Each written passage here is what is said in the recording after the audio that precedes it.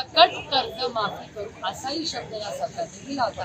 आता एवढा मोठा विश्वास या राज्याने त्यांच्यावर दाखवला, एवढं मोठं मतदान त्यांना मिळालेलं आहे आणि एवढं मोठं त्यांना सत्ता मिळाल्यानंतर आमची एवढीच अपेक्षा आहे की या सरकारने शेतकऱ्यांना न्याय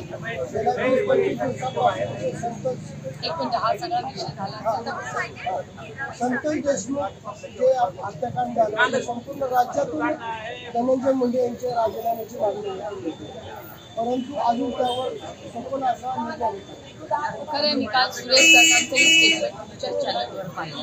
अनेक लोक म्हणजे सुरेश दसांनी त्यांच्या स्टेटमेंटमध्ये आणि अनेक लोकांच्या स्टेटमेंट चाळुक्यजींचे एक स्टेटमेंट असं आलेलं आहे ते मी तुमच्याच सगळ्यांच्या चॅनलवर पाहिलेलं आहे की राजीनामा द्यावे अशी त्यांची भावना आहे। मी याच्यावर आधीही बोललेले मला असं वाटतं सरकारने संवेदनशीलपणे या सगळ्याचा विचार करावा। मला अजूनही तो दिवस आठवतोय जेव्हा अशोक चव्हाणांवर आरोप झाले, नैतिकता बघून काँग्रेस पक्षाने आणि अशोक चव्हाणांनी तेव्हा राजीनामा दिला होता।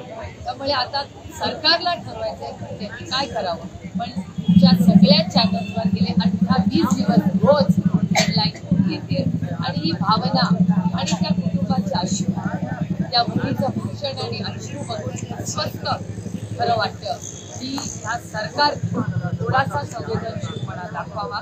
त्याच्यात मुख्यमंत्र्यांचंही काल स्टेटमेंट आले की आम्ही कुणालाही सोडणार नाही, कारण का तिथे म्हणजे पोलिसांनी ज्या पद्धतीने ही भाषा बजरंग अप्पाबद्दल किंवा अंजली दमानिया ज्या गोष्टी बोलत आहेत, सुरेश धस ज्या गोष्टी बोलत आहेत त्या प्रचंड अस्वस्थ करणारे आहेत।